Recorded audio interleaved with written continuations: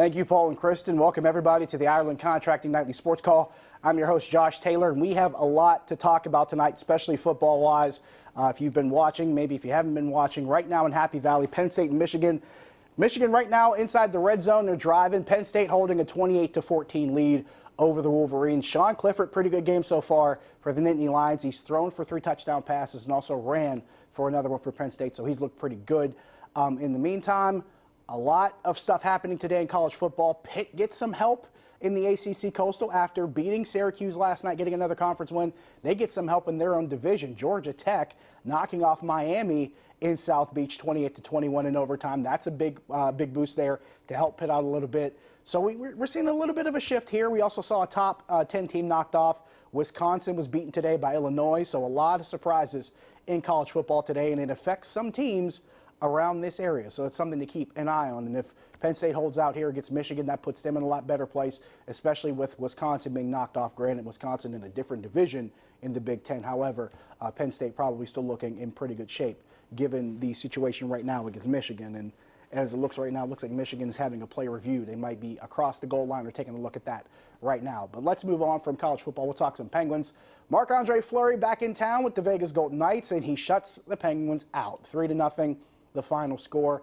Couple empty netters for the Golden Knights in this one. One of them by William Karlsson. That's what sealed it at 2-0. They added another one later. Paul Stastny with the game winner for Vegas on a power play goal in the second period. And it kind of is a little bit disheartening to see that happen, given the fact that the Penguins had a lot of chances in front of the net. They had one in the first period that didn't go their way.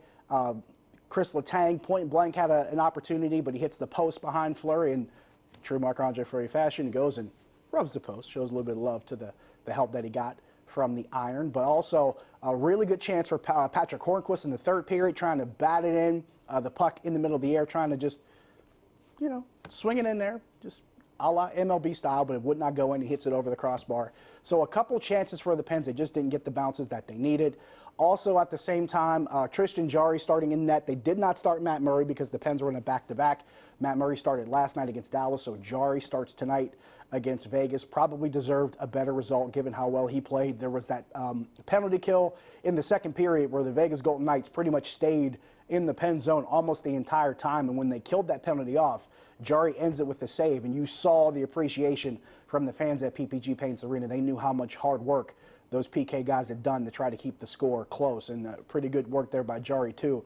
The old adage is that your best penalty killer has to be your goaltender. In that particular case, Jarry looked pretty good as well. But the Penguins' 5-game win streak comes to an end at the hands of the Vegas Golden Knights. But at the same time, you look at this recent stretch these past couple weeks, based on everything that they faced, based on the shuffling that they've had to do with their lines, the guys they've had to call up, with the injuries that they've had. They lost Jared McCann, and they had him back last night. He scores a goal, then they lose him again. So you just had this shuffling in and out, but they've been able to score goals at a pretty good clip during that five-game win streak, and then tonight is the one night they don't score. So obviously, you have some questions about the offense, but I don't think, given the past week and a half or so, I'm not as concerned as you might be normally if this offense kind of goes silent. I think they've had a pretty good run these past couple weeks, and this has been their strongest run of the season so far. We're still in the early first couple weeks of the season, but to see them make this kind of run, given the injuries that they have, I think makes a lot of sense and looks pretty good for them.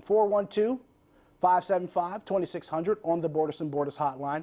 What we will do is we'll take a break. We come back. We'll answer some phone calls. We'll answer some tweets. We'll talk about some stuff. We got to talk about the Steelers, too. They're on their bye week, but their schedule moving forward. How do you feel about it? Does it make you feel a little bit more confident giving the teams they're expected to face here in these next couple weeks, especially Miami coming up here on a Monday night? We'll talk about it when we come back. Stick around.